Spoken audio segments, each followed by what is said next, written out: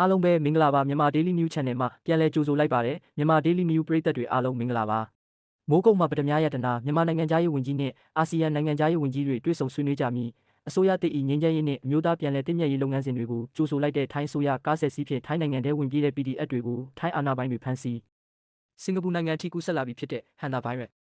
စတဲ့စိတ်ဝင်စားဖွယ်ရာအကြောင်းအရာတွေနဲ့ပတ်သက်တဲ့ကိုအောင်မင်းရဲ့သတင်းရုပ်သံလိုက်ရှိုးဗီဒီယိုကိုကြည့်ရှုနားဆင်ရမှာပဲဖြစ်ပါတယ်မိမိရဲ့ထင်မြင်ယူဆချက်များကိုလည်းဝေဖန်ထောက်ပြအကြံပြုဆွေးနွေးပေးဖို့တောင်းဆိုရင်းနဲ့တင်ဆက်ပေးလိုက်ရပါတယ်ခင်ဗျာအာဆီယံထိပ်သီးအစည်းအဝေးအတွင်းအာဆီယံအတွင်းမှုချုပ်ကာအိုကမ်ဟွန်ကရော်တာသတင်းဌာနနဲ့အင်တာဗျူးရမှာအခုလိုပြောကြားခဲ့တာဖြစ်ပါတယ်တဲ့ပြည်တွင်းစစ်ဒဏ်ခံစားနေရတဲ့မြန်မာနိုင်ငံဘက်ကအာဆီယံနဲ့ဆက်ဆံရေးတွေပုံမှန်ပြန်ဖြစ်ချင်တယ်လို့အရေးအယောင်ပြထားပေမဲ့အိန္ဒိယနိုင်ငံတွေကတော့အကြမ်းဖက်မှုတွေရှော့ချဖို့တွဲဆုံဆွေးနွေးမှုတွေလုပ်ဖို့နဲ့အကူအညီပေးရေးလမ်းကြောင်းတွေဖွင့်ပေးဖို့အဓိကလိုလားနေကြတာပါတဲ့အာဆီယံနိုင်ငံသားရေးဝန်ကြီးတွေကမြန်မာနိုင်ငံသားရေးဝန်ကြီးနဲ့ဆက်သွယ်ဆောင်ရွက်ဖို့သဘောတူလိုက်ကြပါပြီမကြာခင်မှာပဲသူတို့ကြားဗီဒီယိုကွန်ဖရင့်ကတဆင့်တွဲဆုံဆွေးနွေးမှုရှိလာမှာပါလို့သူကဆိုတယ်တဲ့2021ခုနှစ်အထိအာဏာထိန်းပြီးနောက်ပိုင်းမြန်မာခေါင်းဆောင်တွေကိုအာဆီယံရဲ့အဆင့်မြင့်အစည်းအဝေးတွေတက်ရောက်ခွင့်ပိတ်ပင်ထားခဲ့တာဖြစ်ပါတယ်တဲ့ပြီးခဲ့တဲ့လကမြန်မာနိုင်ငံမှာကျင်းပခဲ့တဲ့ရွေးကောက်ပွဲမှာစစ်တပ်လူလားတဲ့ပါတီကအပြတ်သက်အနိုင်ရပြီးနောက်ဦးမင်းအောင်လှိုင်ကတမရအဖြစ်တာဝန်ယူကာအယက်သားအစိုးရအသစ်ကိုဖွဲ့စည်းခဲ့ပါတယ်ဒါပေမဲ့အာဆီယံကတော့အဆိုပါရွေးကောက်ပွဲကိုအတိအမှတ်မပြုသေးသလိုလက်ရှိတမရကိုလည်းထိပ်သီးအစည်းအဝေးတက်ရောက်ခွင့်ပေးဖို့အခြေအနေမရှိသေးပါဘူးတဲ့ဒါအပြင်တောင်တရုတ်ပင်လယ်ကိစ္စနဲ့ပတ်သက်ပြီးတရုတ်နိုင်ငံနဲ့ချုပ်ဆိုမဲ့ကျင့်ဝတ်စည်းကမ်း Code of Conduct အပေါ်မှာလည်းဆွေးနွေးမှုတွေတိုးတက်လာနေပြီးဒီနှစ်အတွင်းအပြည့်သက်နိုင်မှုရည်မှန်းထားတယ်လို့အတွင်းမှုချုပ်ကထည့်သွင်းပြောကြားခဲ့တယ်လို့ပြောတာ။အဲ့တော့ပြောရရင်တော့မြေတို့ပင်ဆိုစေကားမူမြန်မာကိုဒီတိုင်းဆက်ပြီးတော့ isolate လုပ်လို့မရတော့အာဆီယံအနေနဲ့။ဘာကြောင့်လဲမြန်မာနိုင်ငံတွင်းမှာနိုင်ငံရေးအပြောင်းလဲတွေရှိနေပြီ။နိုင်ငံရေးအပြောင်းလဲတစ်ခုကိုဘယ်နိုင်ငံရေးပြောင်းလဲခြင်းကမှန်တယ်ဘယ်နိုင်ငံရေးပြောင်းလဲခြင်းကမှားတယ်လို့ပြင်ပအုပ်စုတစုကဘယ်လိုခေါ်မလဲသုံးသက်ပိုင်ခွင့်မရှိဘူး။ဘာကြောင့်လဲဆိုတော့မြန်မာနိုင်ငံရေးဖြစ်စဉ်မြန်မာနိုင်ငံရေးပြောင်းလဲမှုတွေကမြန်မာလူအဖွဲ့အစည်းရဲ့စွမ်းဆောင်ရည်တွေပေါ်မှာမူတည်တယ်။လက်ရှိအနေအထားမှာမြန်မာလူအဖွဲ့အစည်းကဒီကနေ့နိုင်ငံရေးအပြောင်းလဲပေါ်မှာတည်တည်ငြိမ်ငြိမ်နဲ့ဆက်သွားနေတယ်။ဒါကြီးကိုဟုတ်လားဒီလိုပြောင်းလဲတာယူငါတို့လက်မခံဟိုလိုပြောင်းလဲမှဆိုပြီးတော့ပြင်ပအုပ်စုတွေကနေဖိအားပေးတာကိုဘယ်နိုင်ငံမှလက်မခံဘူး။အဲ့လိုပဲကျွန်တော်တို့နိုင်ငံကလည်းလက်ခံမှာမဟုတ်ဘူး။ဘာကြောင့်လဲမြန်မာနိုင်ငံရဲ့ပြဿနာဟာနေချင်းညချင်းပေါ်ပေါလာတာမဟုတ်ဘူး။ဒါကြောင့်မလို့မြန်မာပြဿနာကိုနေချင်းညချင်းရှင်းလိုက်လို့ပြီးသွားမှာမဟုတ်ဘူး။အဲ့တော့မြန်မာပြဿနာမပြီးမချင်းဟာလာဒီမိုကရေစီစနစ်တွေလည်းမစနဲ့ရွေးကောက်ပွဲတွေလည်းမလုပ်နဲ့ဆိုပြီးတော့တားထားမှာလား။အဲ့ဒါဆိုရင်စစ်အုပ်ချုပ်ရေးပြန်သွားမယ်လေ။ကျွန်တော်ပြောချင်တာဟာလား။အဲ့တော့ပြောရရင်ဒီမိုကရေစီစနစ်ဆိုတာတဆင်ချင်းတည်ဆောက်ရတဲ့စနစ်။နေချင်းညချင်းဟာလာဒီစနစ်ကြီးကနေတပါတီအုပ်ချုပ်တဲ့စနစ်ကြီးကနေဒီမိုကရေစီလောက်กว่าဆိုပြီးတော့ဘယ်နိုင်ငံမှမအောင်မြင်ခဲ့ဘူးအဲ့လိုလုပ်ခဲ့တဲ့နိုင်ငံတွေတော်တော်များများမှာဒါကြောင့်မလို့လက်ရှိကျွန်တော်တို့မြန်မာနိုင်ငံမှာရှိတဲ့နိုင်ငံတော်အကြီးအကဲတွေကတဆင်ချင်းသွားနေတာဖြစ်တယ်ဒါကိုသိစေချင်တယ်လွတ်တော်ထဲမှာဟာလာထားပါတော့အုံင်းဖြစ်တယ်ဗာလဲဟိုစစ်သားတွေပါတယ်စစ်တပ်ကိုယ်စားလှယ်တွေပါတယ်ချက်ချင်းထွက်သွားတယ်ဒီလိုလုပ်တယ်ကျွန်တော်တို့မြန်မာနိုင်ငံရေးရဲ့အခြေခံမှာကူကတက်မတော်နဲ့နိုင်ငံရေးသမားပါဆိုတဲ့အုပ်စုတွေကြားမှာတယောက်နဲ့တယောက်အမြင်မတူတာတွေရှိနေတယ်အဲ့ဒီအမြင်မတူတာတွေကိုတယောက်နဲ့တယောက်ဟာလာနားလည်မှုလွဲတာတွေအမြင်မတူတာတွေရှိနေတယ်အဲ့ဒီအမြင်မတူတာတွေနဲ့နားလည်မှုလွဲတာတွေကိုအတူတကွကြိုးပမ်းဆောင်ရွက်ခြင်းဖြင့်တဖြည်းဖြည်းအမြင်တူလာအောင်တဖြည်းဖြည်းနားလည်မှုတွေပိုပြီးရှိလာအောင်ဒီလိုကြိုးစားရတာဒီလိုသွားတာနောက်တစ်ခုကပြောကြတယ်ဟလားလက်ရှိကာချုပ်ကြီးကသမ္မတကြီးကိုဘာဖြစ်နေကြပြီလဲခမားတို့ပြောတော့အယက်သားအစိုးရအောက်မှာစစ်တပ်ကနေရမယ်ဆိုအယက်သားပါဆိုတဲ့နိုင်ငံရေးသမားတွေကိုစစ်တပ်ကမယုံဘူးအဲ့လိုပဲစစ်တပ်ကိုအဲ့အယက်သားပါဆိုတဲ့နိုင်ငံရေးသမားတွေကမယုံဘူးဒါကြောင့်မလို့စစ်တပ်မှာရှိတဲ့အကြီးအကဲတွေကိုနိုင်ကအယက်သားဖြစ်ပြောင်းတယ်ပြီးတော့အယက်သားအုပ်ချုပ်ရေးဆိုတာဒီလိုရှိတယ်ကွဆိုပြီးတော့သူတို့ကိုယ်တိုင်ဒီ form တွေကိုပြတယ်လို့ကျွန်တော်တို့ကဒီလိုသုံးသပ်တယ်ဒီကနေပြီးတော့တဖြည်းဖြည်းချင်းဟလာအယက်သားတွေကိုအုပ်ချုပ်ရေးအဖွဲ့တွေကိုဆွဲသွင်းမယ်အယက်သားတွေကိုနိုင်ငံတော်ရဲ့ထိပ်ပိုင်းအာဏာတွေကိုတစားချင်းပေးသွားခြင်းအပြင်မြန်မာနိုင်ငံရေးကိုဒီလိုပြောင်းလဲသွားမယ်ဆိုတဲ့မဟာဗျူဟာရှိထားတယ်လို့ကျွန်တော်တို့ဒီလိုသုံးသပ်တယ်အဲ့လိုပဲစစ်တပ်မှာရှိတဲ့ဟာလားဒီတပ်မတော်ခေါင်းဆောင်တွေကိုလည်းတဖြည်းဖြည်းနဲ့အယက်သားတွေနဲ့အတူတကွတွဲလှုပ်ခြင်းအပြင်တပ်မတော်နဲ့အယက်သားနိုင်ငံရေးခေါင်းဆောင်တွေကြားမှာတဖြည်းဖြည်းနဲ့နားလည်မှုတွေပိုရလာမယ်တဖြည်းဖြည်းနဲ့ အတူတူကပူးပေါင်းဆောင်ရွက်မှုတွေပိုလုံးဆောင်လာနိုင်မယ်ဒါကလက်ရှိနိုင်ငံရေးအခင်းအကျင်းကိုတွားနေတဲ့အဓိကမဟာဗျူဟာလို့ကျွန်တော်တို့ဒီလိုသုံးသပ်တယ်ဒါကြောင့်မို့ကျွန်တော်တို့ကဒါမြန်မာနိုင်ငံရေးဖြစ်တဲ့အတွက်မြန်မာနိုင်ငံရေးကိုမြန်မာတွေတော့ဘယ်လိုမှနားမလဲအဲ့တော့မြန်မာနိုင်ငံရေးကိုဘယ်လိုလုပ်ပါဘယ်လိုပြောင်းပါဘယ်လိုလုပ်ပါလို့ဘေးကပြောနေတဲ့သူတွေဟာအပြောတက်တာဖြစ်တယ်အဲ့ဒီသူတို့ပြောနေတဲ့အတိုင်းလုပ်လိုက်လို့ဘေးထွက်ဆိုးကျိုးတွေခံလာရရင်သူတို့လာခံပါလားမခံဘူးကျွန်တော်တို့မြန်မာနိုင်ငံသားတွေပဲခံရမှာဖြစ်တယ်ဒါကြောင့်မလို့တဖြည်းဖြည်းချင်းအသွင်ကူးပြောင်းရေးကိုတွားနေတယ်လို့ကျွန်တော်ဒီလိုသုံးသပ်တယ်နော်ဒီလိုသုံးသပ်တယ်ဆိုတော့နောက်တစ်ပုဒ်မှာကြတော့လေဒီလိုရေးထားတယ်ဗျနောက်သတင်းတစ်ပုဒ်ကြတော့မြန်မာအစိုးရတစ်ဤငြိမ်းချမ်းရေးနဲ့အမျိုးသားပြန်လည်တည်မြဲရေးကြိုးပမ်းမှုများအပေါ်ထိုင်းနိုင်ငံကကြိုဆိုတဲ့ဒီလိုရေးထားတယ်သတင်းနည်းနည်းဖတ်မယ်ကျွန်တော်နည်းနည်းသုံးသပ်မယ်မြန်မာအစိုးရတစ်အနေဖြင့်နိုင်ငံတော်တည်ငြိမ်အေးချမ်းရေးအတွက်ငြိမ်းချမ်းရေးနဲ့အမျိုးသားပြန်လည်တည်မြဲရေးလုပ်ငန်းစဉ်များကိုဦးစားပေးဆောင်ရွက်နေမှုများအပေါ်ထိုင်းနိုင်ငံဘက်မှအပြုသဘောဆောင်သောအမြင်ဖြင့်အတိအမှတ်ပြုကြိုဆိုလိုက်တယ်လို့သိရတယ်တဲ့ထိုင်းနိုင်ငံဆိုင်ရာမြန်မာတန်အမတ်ကြီးဦးစောစောဆိုသည်ထိုင်းနိုင်ငံဂျာရေးဝန်ကြီးဌာနဒုတိယအမြဲတမ်းအတွင်းဝင်1ယမန်နေ့မေလ9ရက်နေ့နနက်ပိုင်းတွင်ဘန်ကောက်မြို့ရှိထိုင်းနိုင်ငံဂျာရေးဝန်ကြီးဌာန၌တွေ့ဆုံစဉ်မစ္စတာစီယာဆက်နီယုံကထို့သို့ပြောကြားခဲ့ခြင်းဖြစ်တယ်တဲ့တွေ့ဆုံစဉ်မြန်မာတန်အမတ်ကြီးကမြန်မာနိုင်ငံ၏လက်ရှိနိုင်ငံရေးဖြစ်ပေါ်တိုးတက်မှုအခြေအနေများကိုအကျယ်တဝင့်ရှင်းလင်းပြောကြားခဲ့တယ်လို့အထူးသဖြင့်ဒီမိုကရေစီလုပ်ငန်းစဉ်များ၏အသက်သွေးကြောဖြစ်သောလွှတ်တော်လုပ်ငန်းစဉ်များပြန်လည်စတင်နေမှုရွေးကောက်ခံအစိုးရသစ်အနေဖြင့်ပြည်တွင်းငြိမ်းချမ်းရေးနှင့်အမျိုးသားပြန်လည်တည်မြဲရေးကိုအဓိကဦးစားပေးကဏ္ဍအဖြစ်သတ်မှတ်ဖော်ဆောင်နေမှုများကိုထည့်သွင်းဆွေးနွေးခဲ့တယ်။ဒါအပြင်အစိုးရသစ်အနေဖြင့်နိုင်ငံတော်တည်ငြိမ်အေးချမ်းရေးနှင့်ရေရှည်ဖွံ့ဖြိုးတိုးတက်ရေးတို့အတွက်ကဏ္ဍအသီးသီးမှနီလန်းမျိုးစုံဖြင့်ကြိုးပမ်းဆောင်ရွက်သွားရန်ခိုင်မာသည့်ကတိကဝတ်များထားရှိထားကြောင်းကိုလည်းတန်အမတ်ကြီးကရှင်းလင်းပြောကြားခဲ့တယ်။မြန်မာနိုင်ငံ၏ဖြစ်ပေါ်တိုးတက်မှုများနှင့်ပတ်သက်၍ထိုင်းနိုင်ငံဂျာရေးဝန်ကြီးဌာနအမြဲတမ်းအတွင်းဒုတိယအမြဲတမ်းအတွင်းဝင်မစ္စတာရှီယာလက်နေယုံကယခုကဲ့သို့အခြေအနေမှန်များကိုပွင့်လင်းမြင်သာစွာရှင်းလင်းပြောကြားပေးသည့်အတွက်ကျေးဇူးအထူးတင်ကြောင်းပြောကြားခဲ့တယ်။ထို့အပြင်မြန်မာအစိုးရတစ်၏ငြိမ်းချမ်းရေးလုပ်ငန်းစဉ်များအပေါ်အပြုသဘောဆောင်သည့်ဆောင်ရွက်ချက်များကိုထိုင်းနိုင်ငံအနေဖြင့်အတိအမှတ်ပြုကြိုဆိုပါကြောင်းပြန်လည်ပြောကြားကာနှစ်နိုင်ငံဆက်ဆံရေးပုံမကောင်းမွန်ရေးအတွက်ဆွေးနွေးခဲ့ကြအောင်သိရတယ်။ဆိုတော့ဒီမှာအဓိကအဖြစ်ကျွန်တော်တို့ကဘာကိုအဓိကပြောရင်လဲဆိုတော့လက်ရှိအနေထားမှာမြန်မာနိုင်ငံမြန်မာတန်အမတ်ကြီးပေါ့နော်ဒီမြန်မာတန်အမတ်ကြီးတွေအနေနဲ့လဲသူတက်ဆိုင်ရာသူတို့တာဝန်ထမ်းဆောင်နေရတဲ့နိုင်ငံတွေအလိုက်တော်တော်များများအလုံးလုံးနေတာကိုကျွန်တော်တို့တွေ့ရတယ်เนาะတော်တွေ့ရသူတို့ဥပမာဖြင့်ဥရောပမှာတာဝန်ထမ်းဆောင်နေတဲ့တန်အမတ်တွေဆိုလို့ရှိရင်လဲဥရောပမှာရှိတဲ့သူတို့နိုင်ငံအကြီးအကဲတွေနိုင်ငံရေးသမားတွေကိုမြန်မာနိုင်ငံရဲ့လက်ရှိပကတိအခြေအနေတွေကိုအခွင့်အရေးရတယ်သူတို့ရှင်းပြနေအောင်ကျွန်တော်တို့တွေ့ရတယ်။နောက်ကိုရီးယားဂျပန်ဟုတ်လားစသည်အပြင်ဒီလိုနိုင်ငံတွေမှာတာဝန်ထမ်းဆောင်နေတဲ့တန်အမတ်ကြီးတွေအနေနဲ့လဲအဲ့ဒီမှာရှိတဲ့သူတို့နိုင်ငံအဲ့ကိုရီးယားတို့ဂျပန်တို့မှာရှိတဲ့နိုင်ငံရေးသမားတွေနောက်ပြီးအဲ့နိုင်ငံကတကယ်အာဏာရဘယ်လိုခေါ်မလဲအာဏာပိုင်တွေနဲ့မြန်မာနိုင်ငံရဲ့လက်ရှိအခင်းကျင်းတွေနောက်မြန်မာနိုင်ငံဆက်သွားမဲ့ဟာလာအခင်းကျင်းတွေလက်ရှိနိုင်ငံတော်အစိုးရတည်ရဲ့ဂရီးကူးဝတ်တွေတော်တော်များများသူတို့အဲ့ဒီသက်ဆိုင်ရာနိုင်ငံမှာရှိတဲ့ဟာလာနိုင်ငံရေးသမားတွေနိုင်ငံရေးအတိုင်းဝိုင်းနဲ့အာဏာပိုင်အတိုင်းဝိုင်းတွေကိုရှင်းပြနေတာကျွန်တော်တို့တွေ့ရဒါလုတ်ကိုလုတ်ရမယ်ဗျာလုတ်ကိုလုတ်အောင်ဘာကြောင့်လဲဆိုတော့မှန်တယ်ဘယ်နိုင်ငံမှကျွန်တော်တို့နိုင်ငံဟာဒီလိုကြီးနိုင်ငံကြီးတစ်ခုကဒီလိုပြောင်းလဲသွားပါမလားဆိုပြီးတော့ဒီလိုကြီးဘယ်လိုခေါ်မလဲလက်ခံသွားနိုင်စရာတော့ဘယ်လိုမှမရှိဘူးတို့ပေမဲ့ဒါတွေကိုကျွန်တော်တို့ကဂရီတွေပေးရမယ်ဟုတ်လားပြီးတော့ဒါတွေလှုပ်ဆောင်နေတာတွေကိုသူတို့တွေသိအောင်ပေါ့နော်ကျွန်တော်တို့ကရှင်းပြရမယ်ဒီလိုရှင်းပြမှသူတို့အနေနဲ့တဖြည်းဖြည်းစိတ်ဝင်စားမှာလေဒီနေရာမှာကျွန်တော်တို့ကအဓိကအဖြစ်တော့ lobbying လိုတာပေါ့နော်ကျွန်တော် lobby လုပ်ဖို့လိုတာပေါ့လက်ရှိအနေအထားမှာနိုင်ငံတော်အစိုးရရဲ့အကြက်တဲတွေနိုင်ငံတော်အစိုးရရဲ့ဟဲ့လားဒီအကြက်တဲတွေဂျားကနေဆောင်ရွက်ချက်တွေနော်ဒီဆောင်ရွက်ချက်တွေပေါ်မှာတုံ့ပြန်မှုတွေဟဲ့လားတုံ့ပြန်မှုတော့ဗျာ positive on ရှိမယ်ဟဲ့လား action ရှိမယ် negative positive reaction ရှိမယ် negative reaction ရှိမယ်ပုံသဏ္ဍာန်မျိုးမျိုးပေါ့ဆိုတော့ဒါတွေရှိမှာတော့ထားပါတော့အပေါင်းလက္ခဏာဆောင်တဲ့တုံ့ပြန်မှုတွေအရန်များလို့လေလက်မထောင်စရာမလိုအနှုတ်လက္ခဏာဆောင်တဲ့တုံ့ပြန်မှုတွေအရန်များလို့လေစိတ်သက်ကြစရာမလိုเนาะအစိုးရသစ်အနေနဲ့ကျွန်တော်တို့ကဘာလဲဆိုတော့အဓိကကျွန်တော်တို့သွားမယ်ဆိုတဲ့ဂတိပေးထားတဲ့ဒီမိုကရေစီလမ်းကြောင်းကိုကျွန်တော်တို့ကဒီဇိုင်းမှတ်သွားနေဖို့ပဲလိုတယ်ဟုတ်လားအားလုံးသိကြတဲ့အတိုင်းပဲကျွန်တော်တို့ဒီမိုကရေစီခရီးလမ်းကိုသွားတဲ့အခါမှာဘယ်တော့မှဖြောင့်မြူးခဲ့တာမရှိဘူးကျွန်တော်တို့အဲ့လိုဒီမိုကရေစီခရီးလမ်းကိုသွားတဲ့အခါမှာမြင့်ငိမ်ရှိတယ်နှိမ့်ငိမ်ရှိတယ်မြင့်ရင်လည်းမြင့်တဲ့အလျောက်ပေါ့ဗျာဥပမာတမန်တော်ဦးသိန်းစိန်လက်ထက်ကဆိုဒါဒီမိုကရေစီစနစ်မြင့်တဲ့အချိန်ပေါ့ဒီမိုကရေစီရေချိန်မြင့်တဲ့အချိန်ပေါ့ပြီးတော့ဟုတ်လားဒီဘက်မှာထားပါတော့ဒီတက်မတော်နဲ့ဒီနိုင်ငံရေးပါတီကပါတီဝင်တွေနဲ့ ထိတ်တိုက်တွေးတဲ့အချိန်ကြလဲဒါကြတော့ဒီမိုကရေစီနှိမ့်သွားတဲ့အချိန်ပေါ့ဗျာလားလက်ရှိအချိန်ကြတော့ပြောရရင်ဒီမိုကရေစီကိုပြန်မြင့်အောင်ဆွဲတင်နေတဲ့အချိန်အဲ့တော့ဒီလိုရက်တွေနဲ့ပတ်သက်ပြီးကျွန်တော်တို့ကနိုင်ငံတကာအတိုင်းဝိုင်းကိုလည်းအမြဲတမ်းအသိပေးနေဖို့လိုအပ်တယ်အမြဲတမ်းအသိပေးနေဖို့လိုတယ်ဘာလို့လဲဆိုတော့လက်ရှိနိုင်ငံတော်မှာရှိတဲ့ဟလာတာဝန်ယူထားတဲ့သူတွေအနေနဲ့က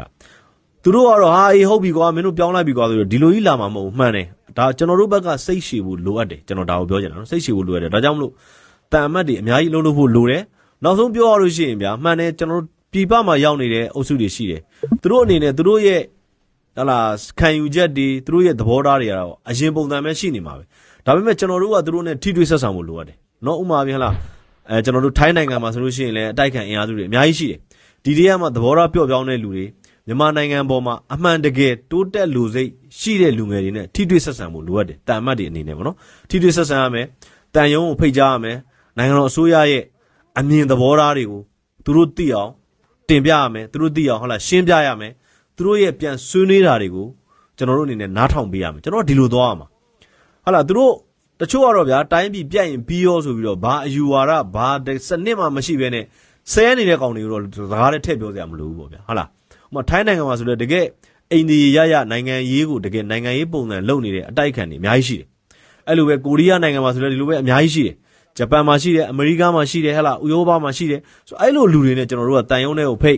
ဖိတ်ပြီးတော့ဒီလိုဖိတ်တာကိုလည်းကျွန်တော်တို့ကဘာလဲဆိုတော့အဓိကအပြင်အဲ့ international community မြင်ဖို့လိုတယ်ဥပမာအပြင်ထားပါတော့ထိုင်းနိုင်ငံမှာရှိတဲ့ကျွန်တော်တို့မြန်မာအတိုက်ခံတွေကိုမြန်မာတန်ယုံကိုခေါ်ပြီးတော့မြန်မာအစိုးရရဲ့ဟလာသဘောထားအမှန်ဒါတွေရှိတယ်ကျွန်တော်တို့အနေနဲ့ဟလာအားလုံးနဲ့လက်တွဲလှုပ်ဆောင်ခြင်းနဲ့ဒီလိုဟာတွေကိုဒီလိုရှင်းပြတာတွေကိုသူတို့လာခြင်းမလာခြင်းအဓိကမဟုတ်ကျွန်တော်တို့နိုင်ငံတော်အစိုးရအနေနဲ့သူတို့ဘော်မှာသဘောထားပျော့ပြောင်းနေသူတို့ဘော်ကိုကျွန်တော်တို့ကတကယ်ဘာအညှိုးအာဃာတမှမရှိပါဘူးဆိုတော့အဲ့ဒီဒေသဆိုင်ရာနိုင်ငံရေးအတိုင်းအဝိုင်းလူအဖွဲ့အစည်းတို့မဟုတ်နိုင်ငံတကာလူအဖွဲ့အစည်းနိုင်ငံတကာအတိုင်းအဝိုင်းမြင်အောင်ကျွန်တော်တို့ကပြဒါကပြောရရင်ကျွန်တော်တို့ကနိုင်ငံရေးပဲဒါကတန်လက်သီးကိုဂရီဘာလက်အိတ်စွပြီးထိုးတဲ့နိုင်ငံရေးပဲကျွန်တော်ပြောရင်ကျွန်တော်တို့ကဒီတန်တမန်ရေးလှုပ်ရှားမှုတွေကျွန်တော်တို့လုပ်ဖို့လိုအပ်တယ်ဒီရက်တရာအတွင်းမှာပေါ့နော်ရက်တရာသူတို့ကိုခေါ်ရမယ်မရရစာသွားဝေသူတို့ဆန္ဒပြနေတဲ့နေရာကိုသူတို့ဆန္ဒပြနေတဲ့နေရာကိုတော့သူတို့အဲ့မှာလုံခြုံရေးတွေပါရှိတာပေါ့နော်အဲ့နေရာကိုသွားလုံခြုံရေးကိုပြောပြီးတော့ငါတို့တန်ယုံရပါဟုတ်လားသူတို့ကငါတို့ဒီစာလေးတွေပေးခြင်းနဲ့လာပါတန်ယုံမှာလာဆွေးနွေးပါမင်းတို့ဘာတွေလိုအပ်တာရှိတယ်ဒါမှမဟုတ်ရင်ငါတို့အနေနဲ့မင်းတို့နဲ့မဆွေးနွေးနိုင်ဟုတ်ပြီမြန်မာနိုင်ငံမှာငြိမ်းချမ်းရေးဖော်ဆောင်ရေးအဖွဲ့ NSPNC ရှိတယ်မင်းတို့ NSPNC နဲ့မင်းတို့တွေ့ဆုံမလားငါတို့ဟိုနေပေးမယ်ဆောင်ရွက်ပေးမယ်ငါတို့အနေနဲ့တော့ဘာဆုံးဖြတ်ချက်မှချပေးလို့မရဘူးမင်းတို့နိုင်ငံရေးအရာဆွေးနွေးခြင်းနဲ့နိုင်ငံရေးအရာမကျေနပ်ချက်တွေရှိတယ်ဆိုရင်လက်ရှိမြန်မာနိုင်ငံမှာငြိမ်းချမ်းရေးဆွေးနွေးမှုရှိတယ်အဲ့ဒီကိုတက်ပါငါတို့အနေနဲ့အကုန်စီစဉ်ပေးမယ်မင်းတို့ဗီဇာရအောင်စီစဉ်ပေးမယ်နောက်ဆုံးနိုင်ငံတော်ဟလာကထုတ်ပေးထားတဲ့နိုင်ငံကူးလက်မှတ်မရှိရင်တော့နိုင်ငံကူးလက်မှတ်လုပ်ပေးမယ်သွားတက်ပါပထမလေးလာသူအနေနဲ့တက်လို့ရတယ်အလို့သဘောဆွေးနွေးပွဲတွေမင်းတို့သွားတက်လို့ရတယ်ဒါမျိုးတန်အမတ်တွေအနေနဲ့ကဒီလိုမျိုးကျွန်တော်တို့ကဘယ်လိုလဲဆိုနိုင်ငံတကာမှာရောက်နေတဲ့တကယ်နိုင်ငံရေးစနစ်ပေါ့ဗျာနိုင်ငံရေးမူဝါဒအရာအတိုက်ခံလုပ်နေသူတွေကိုကျွန်တော်တို့အနေနဲ့ဆွဲဆောင်စည်းရုံးမှုလိုအပ်တယ်ဆွဲဆောင်စည်းရုံးမှုလိုအပ်တယ်ဒါကလည်းကျွန်တော်တို့ကပြောရရင်နိုင်ငံတကာမျက်နှာစာမှာလက်ရှိနိုင်ငံတော်အစိုးရဟာဘယ်နေရာမှာရှိနေနိုင်ငံအရေးနဲ့ပတ်သက်ရင်အားလုံးနဲ့ပူးပေါင်းဆောင်ရွက်ဖို့ရှိတယ်ဆိုတဲ့ဒီသဘောထားကိုကျွန်တော်တို့ကလက်တွေ့ပြရရောက်တယ်လက်တွေ့ပြရအောင်ဒါကြောင့်မို့ကျွန်တော်တို့ထိုင်းနိုင်ငံတန်မာကြီးနေလားဟိုမှာရှိတယ်ကျွန်တော်တို့ဒီတကယ်ဟိုဘယ်လိုခေါ်မလဲဟိုနေနေပေါ့နော်ဟိုထိုင်းနိုင်ငံရေးသမားတွေထိုင်းအာဏာပိုင်တွေနဲ့တွေ့တယ်ဒါကတခုနောက်ပြီးတော့ထိုင်းနိုင်ငံမှာဒါထိုင်းနိုင်ငံကိုထွက်ပြေးတိမ်းရှောင်နေတဲ့တကယ်နိုင်ငံရေးသမားတွေတက်ကြွလှုပ်ရှားသူတွေနဲ့လည်းတွေ့ဖို့လိုအပ်တယ်အဲ့လိုပဲဥရောပမှာရှိတဲ့တန်အမတ်တွေအမေရိကမှာရှိတဲ့တန်အမတ်တွေဟဲ့လားကျွန်တော်တို့ကသူတို့တွေကိုကျွန်တော်တို့မြန်မာနိုင်ငံအနေနဲ့ကဟလာမြန်မာပြည်ကနေထွက်ပြေးသွားတဲ့သူတွေမြန်မာအစိုးရဟောလာတကယ်ပေါ့ဗျာသူတို့စနစ်အရာမကြိုက်လို့မြန်မာပြည်ကနေထွက်ပြေးသွားတဲ့လူတွေအတွက်ကိုကျွန်တော်တို့အစိုးရအနေနဲ့လက်ရှိနိုင်ငံတော်အစိုးရအနေနဲ့ဘာအညှိုးအာဃာတမှမရှိပါဘူးဆိုတာကိုကျွန်တော်တို့ကပြဖို့လိုအပ်တယ်ပြဖို့လိုအပ်တယ်ဒါမှသာနိုင်ငံတကာကဒီလက်ရှိသမ္မတကြီးဦးမင်းအောင်လှိုင်ဦးဆောင်တဲ့အစိုးရဟာတိုင်းပြည်အတွက်တကယ်လုပ်နေပါလားအားလုံးပါဝင်တဲ့ all inclusive ကိုတကယ်သွားနေပါလားဆိုတော့သူတို့ကလက်တွေ့ကြကြယုံကြည်မှာဖြစ်တယ်ဒါကြောင့်မို့ကျွန်တော်တို့ဒီရက်တရာအတွင်းမှာတန်အမတ်တွေရဲ့လှုပ်ရှားမှုတွေဟုတ်လားတန်အမတ်ကြီးတွေကောင်စစ်ဝင်တွေရဲ့လှုပ်ရှားမှုတွေအများကြီးလိုအပ်တယ်လို့ကျွန်တော်ဒီလိုသုံးသပ်ချင်တယ်ဒီလိုသုံးသပ်ချင်ဟုတ်လားဒါကြောင့်မို့ကျွန်တော်တို့ကဒါတွေအတွက်လည်းတန်အမတ်တွေအနေနဲ့တန်ရုံးရှိမှလာဆဲလဲစိတ်တူစရာအကြောင်းမရှိဘူးစိတ်ဆိုးစရာအကြောင်းမရှိဘူးဟုတ်လားတကယ်ခံယူချက်နဲ့လာပြောရင်ပေါ့ဗျာဒါပေမဲ့ဆဲတာကြီးကတော့မကောင်းဘူးပေါ့ဗျာဟုတ်လားခံယူချက်နဲ့နိုင်ငံရေးလုပ်တဲ့လူတွေကသူတို့ရှိမှလည်းဒေါသမရှိဘူးနော်သူတို့ရှိမှအာဃာတမရှိဘူးသူတို့ရှိမှအမုန်းစိတ်မရှိဘူးဘယ်လိုခေါ်မလဲသူတို့ရှိမှနိုင်ငံတော်တိုးတက်ရှင်စိတ်ပဲရှိတယ်ဒါပေမဲ့တချို့တွေကတော်တော်များများတော့တန်ယုံရှိလာဆဲတဲ့လူတွေကတော့ဂရုစိုက်စရာမလိုကျွန်တော်ပြောချင်တာ အဲ့တော့ကျွန်တော်တို့ကလက်ရှိနိုင်ငံတော်အစိုးရအနေနဲ့စစ်မှန်တဲ့ဒီမိုကရေစီစနစ်စစ်မှန်တဲ့ပြန်လည်သင့်မြတ်ရေးစစ်မှန်တဲ့ရင်ကြားစစ်ရေးကိုလိုချင်နေတယ်ဆိုတာကိုနိုင်ငံတကာအတိုင်းအဝိုင်းမြင်အောင်အဲ့လိုလုပ်ရတဲ့နဲ့လက်တွေ့ပြဖို့လိုရလို့ကျွန်တော်သုံးသပ်ချင်တယ်နော်ဆိုတော့နောက်သတင်းတစ်ပုဒ်ကကြတော့ဗာလဲဆိုတော့နောက်သတင်းတစ်ပုဒ်ကဒါကတော့သူတို့ကအမြင်တစ်မျိုးနဲ့ရေးထားတယ်အမြင်တစ်မျိုးမှာကြတော့ဗာလဲဆိုတော့ထိုင်းတွင်ကား10စီးဖြင့်တရားမဝင်ရောက်လာသော PDF 140ကျော်ဖမ်းဆီးခံရသူဒီအမြင်တစ်မျိုးနဲ့ရေးထားတယ်တခြားအမြင်တွေနဲ့ရေးတာကြတော့ဒီလူတွေဟာဟလာဟိုမြန်မာနိုင်ငံကခိုးဝင်လာတဲ့တာမန်လူတွေဖြစ်တယ်လို့ရေးထားတဲ့သတင်းစာတွေရှိတယ်။သို့ပေမဲ့ကျွန်တော်တို့ကသုံးသပ်တာကတော့ဒီလူပေါင်း140ကျော်ကထိုင်းနိုင်ငံကိုကား10စီးနဲ့ခိုးဝင်လာတယ်ဆိုတာဒါဟာတနေရာကနေပြီးတော့စုစုစည်းစည်းရောက်လာတဲ့သဘောရှိတယ်။ဒါကြောင့်မလို့ဒါဟာခုနဒီသတင်းမှာရေးထားတဲ့ PDF တွေဖြစ်ဖို့များတယ်လို့ကျွန်တော်သုံးသပ်လို့ဒီ PDF ဆိုတဲ့ခေါင်းစဉ်နဲ့ပါတဲ့သတင်းကိုကျွန်တော်သုံးသပ်တာဖြစ်တယ်။သူရေးထားတာတွေလို့ဗျ။ထိုင်းနိုင်ငံ Fishnu လိုခရိုင်တွင်နဲ့ပစ်ကတ်ကား10စီးဖြင့်တရားမဝင်လာရောက်သောမြန်မာနိုင်ငံသား PDF 145ဦးဖမ်းဆီးခံရတယ်။မေလ10ရက်နေ့ပိုင်းက From Fian Data အမှတ်17အဝေးပြေးလမ်းမကြီးပေါ်တွင်ရဲတပ်ဖွဲ့ကကြိုတင်သတင်းရရှိ၍ဂိတ်ချစစ်ဆေးနေစဉ်ပစ်ကတ်ကား10စီးခန့်ကတန်းစီ၍မောင်းလာခဲ့ကြောင်းဆိုတယ်တဲ့။ရက်တန့်စစ်ဆေးခံရန်ရဲတပ်ဖွဲ့ကအချက်ပြရာကားများသည်ကားငယ်ကွေ့ပြန်ကွေ့ပြီးလမ်းဘေးရှိတောနှင့်လေတော်တဲသို့မောင်းပြေးခဲ့ကြောင်းဖော်ပြထားတယ်။ရဲတပ်ဖွဲ့ဘောင်းဆောင်ကနောက်ကလိုက်လံ၍ညာလုံးပေါက်ရှာဖွေခဲ့သောအခါပစ်ကတ်ကား10စီးကိုတွေ့ရှိခဲ့ပြီးအနီးရှိတောထဲတွင်မြန်မာနိုင်ငံသား PDF 145ဦးကိုစစ်ဆေးတွေ့ရှိခဲ့ကြောင်းဖော်ပြထားတယ်။မြန်မာနိုင်ငံသားအားလုံးကို From Fian ရဲစခန်းသို့ဖမ်းဆီးခေါ်ဆောင်သွားပြီးအချက်အလက်များကိုစစ်ဆေးရာအသက်18နှစ်မှ23နှစ်အရွယ်လူငယ်များဖြစ်ကြောင်းဆိုတယ်။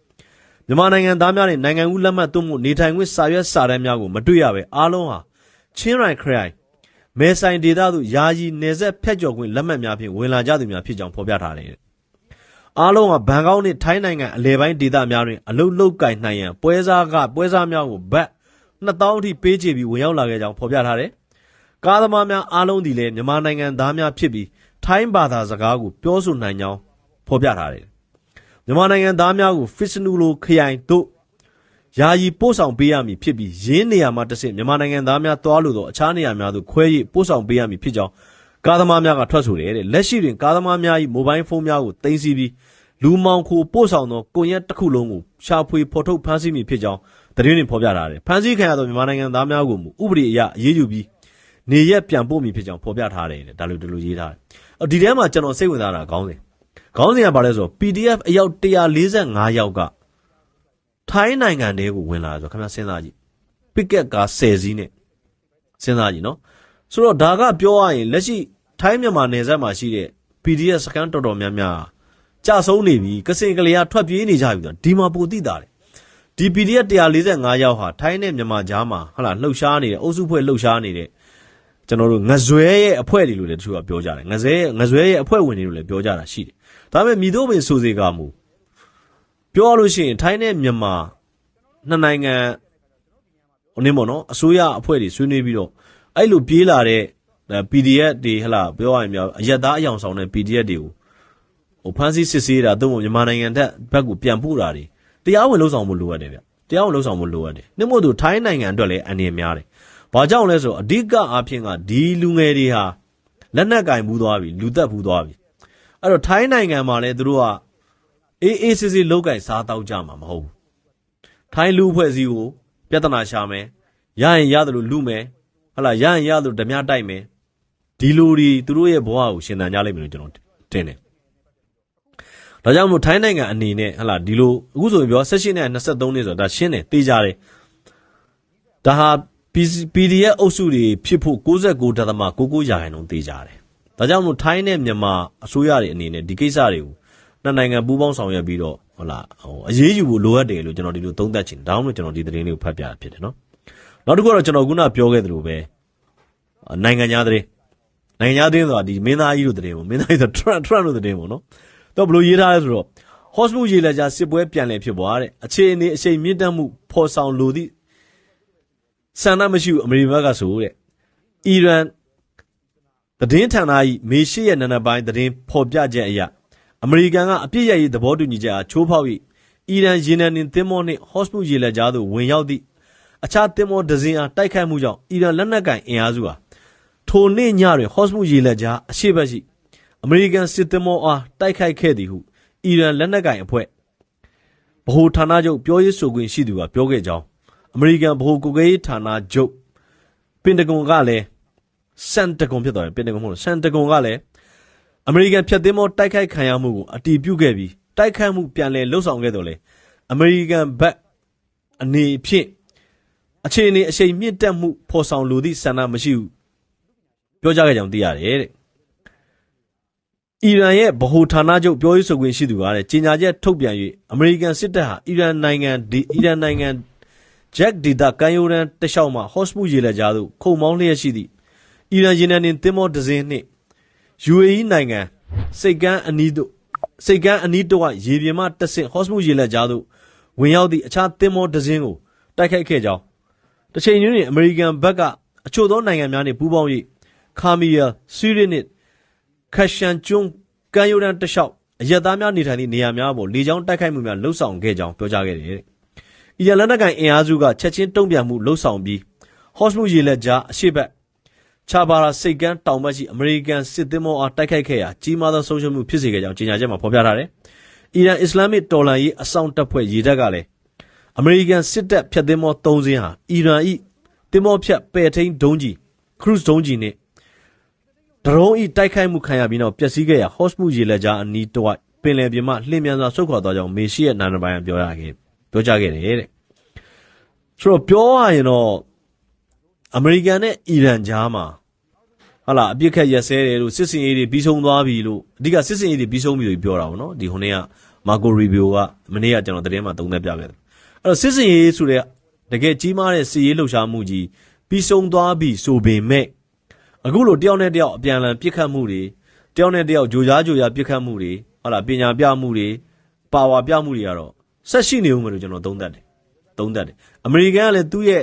့ပါဝါကိုဒီဟော့စမုရေလက်ကြားပတ်ဝန်းကျင်မှာပြနေဦးမှာပဲအဲ့တော့အီရန်ကလည်းသူ့ရဲ့တုံ့ပြန်မှုတွေရှိနေဦးမှာပဲဒါပေမဲ့အဓိကကတော့ဒီဟော့စမုရေလက်ကြားကိုရေနံတင်သင်္ဘောတွေနော်ဘယ်လိုခေါ်မလဲလွတ်လပ်ဖြတ်တန်းခွင့်ရပြီဆိုရင်တော့ဒါကဘာကြီးအနေနဲ့ဒါဝမ်းသာရမယ်အရာပေါ့အမေရိကန်နဲ့အီရန်နဲ့ကတော့အရင်လိုပဲတယောက်နဲ့တယောက်ဘယ်လိုခေါ်မလဲထီကဘာကြီးကဘာပေါ့နော်စကလုံးနဲ့တိုက်လိုက်မြေပြင်မှာတိုက်လိုက်တယောက်နဲ့တယောက်အဝေးကနေပြီးတော့လှမ်းပစ်လိုက်ဒါမျိုးတွေကတော့ကျွန်တော်ထင်တယ်ရှိနေဦးမယ်လို့ကျွန်တော်ထင်တယ်စစ်စင်ရေးကြီးကတော့မရှိတော့ဘူးပဲနော်ဒါကတော့ကျွန်တော်ဒီသုံးသပ်တယ်ဘာလို့လဲဆိုတော့လက်ရှိအနေအထားမှာကနှစ်နိုင်ငံလုံးကလည်းစစ်ပန်းနေတယ်လို့အမေရိကန်ကလည်းပြောရရင်အီရန်ကိုတိုက်မယ်ဆိုရင်သူ့အနေနဲ့ဘတ်ဂျက်ဘယ်လောက်သုံးနိုင်မလဲဆိုတဲ့အပေါ်မှာလည်းသူစဉ်းစားနေတဲ့သဘောရှိတယ်ဘာလို့အနောက်အုပ်စုနိုင်ငံတွေတော်တော်များများကနေတိုးတို့ဟာလာအမေရိကန်ပဲဖြစ်ဖြစ်ပြည်တိန်ပဲဖြစ်ဖြစ်သူတို့စစ်တိုက်တဲ့အခါမှာသူတို့အတွက်အကျိုးအမြတ်ဘယ်လောက်ရှိမလဲနော်ဒီစစ်စရိတ်ကိုဘလူကအကုန်ခံပါလဲဒီတွေပေါ်မှာသူတို့ကဥတီဗီစစ်ပွဲတွေဆင်နွှဲတာများတယ်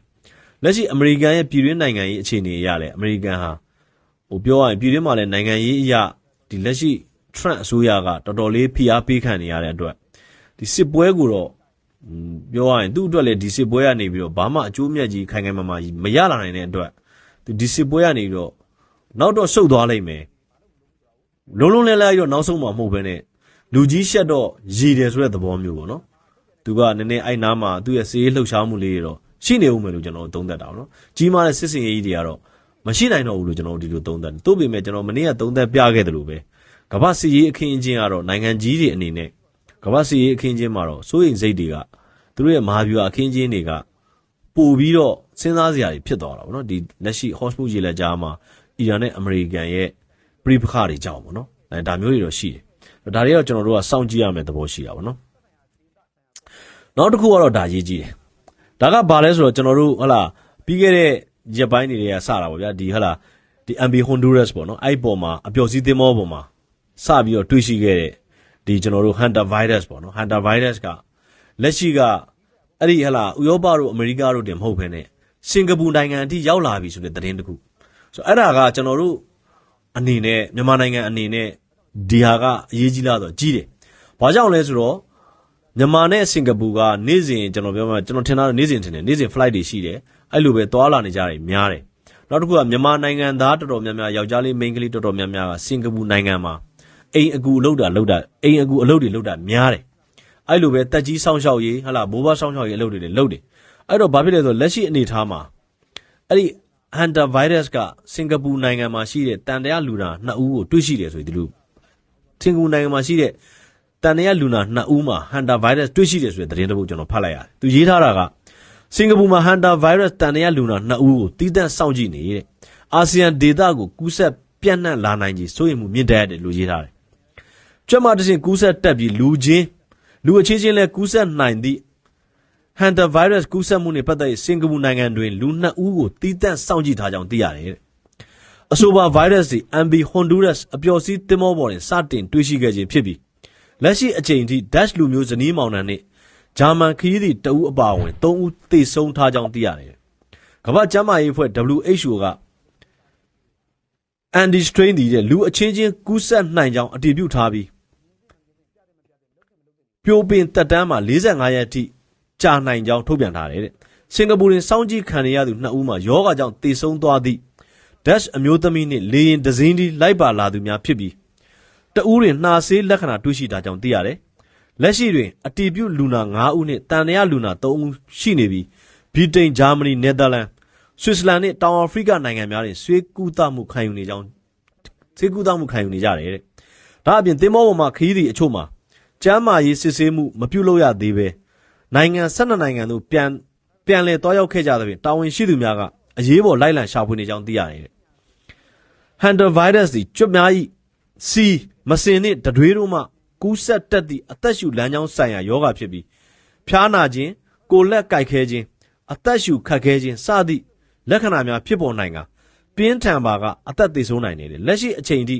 ကာကွယ်ဆေးနှင့်တိကျသောကုသဆေးမရှိသေးကြောင်းသိရတယ်ဒီသတင်းကကျွန်တော်တို့မြန်မာလူအဖွဲ့အစည်းတွေအရင်အရေးကြီးတယ်။ဘာကြောင့်လဲဆိုတော့လက်ရှိအနေထားမှာစင်ကာပူကိုသွားလဲတဲ့လူတွေရှိတယ်။စင်ကာပူကနေပြီးတော့ဟာလာမြန်မာနိုင်ငံကိုဘယ်လိုခေါ်မလဲခွင့်နဲ့ပြန်လာတဲ့လူတွေရှိတယ်။အဲ့လိုပဲစီးပွားရေးရမြန်မာပြည်လာတဲ့လူတွေရှိတယ်။စီးပွားရေးလုပ်ငန်းအလုပ်ကိုင်တွေရစင်ကာပူကိုသွားတဲ့လူတွေရှိတယ်။စသည်အပြင်ပုံစံအမျိုးမျိုးရှိကြတယ်။ဆိုတော့ကျွန်တော်ကဘာကိုအကြံပေးချင်တာလဲဆိုတော့လက်ရှိနိုင်ငံတော်အစိုးရအနေနဲ့စင်ကာပူကလာတဲ့လူတွေကိုဟာလာလေစိတ်မှာပဲဖြစ်ဖြစ်တခြားနေရာတွေမှာပဲဖြစ်ဖြစ်ကျမ်းမာရေးဆေးစစ်တာတွေလုပ်ဖို့လိုအပ်လိမ့်မယ်လို့ကျွန်တော်ထင်တယ်ဗျလိုအပ်လိမ့်မယ်လို့ကျွန်တော်ထင်တယ်။ဘာလို့ကျွန်တော်တို့လိုနိုင်ငံမျိုးမှာဒီလိုကူးစက်ယောဂအန္တရာယ်ရှိတဲ့ကူးစက်ယောဂတခုကူးစက်ပြီဆိုရင်ထိန်းသိမ်းရတော့ခတ်တယ်။နော်ထိန်းသိမ်းရတော့ခတ်နောက်တော့ကျွန်တော်တို့နိုင်ငံကလက်ရှိအနေအထားမှာစီးပွားရေးအရာလဲပြန်လဲဥမောအောင်စူးစမ်းနေရတဲ့နိုင်ငံတစ်ခုဖြစ်တယ်။ဒါကြောင့်မို့ကျွန်တော်တို့တော်တော်လေးအကယ်၍များကျွန်တော်တို့နိုင်ငံမှာဒီလိုဟာလာဒီ virus ပြန့်နှံ့တာတို့ကူးစက်တာတို့ဖြစ်ခဲ့ရင်နိုင်ငံအနေနဲ့တော်တော်လေးထိခိုက်နေတာပဲဒါကြောင့်မို့ကျွန်တော်ကအကြံပြုချင်တာက